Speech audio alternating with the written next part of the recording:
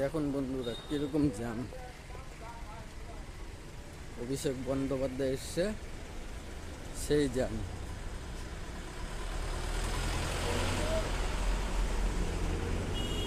কোনো ট্রাফিকের পুলিশই নেই। এর ভিতরে একটা অ্যাম্বুলেন্সও ফেসে আছে, যাওয়ার কোনো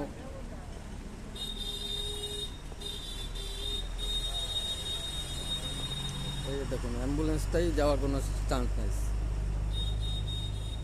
কী অবস্থা! তো ফাঁকা জায়গায় করতে লাগে মিটিং টিটিং।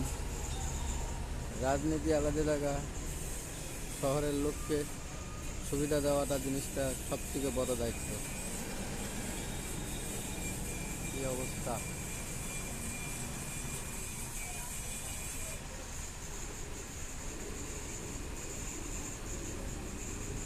1 ঘন্টা ধরে জ্যামটা এখানে লেগেই আছে।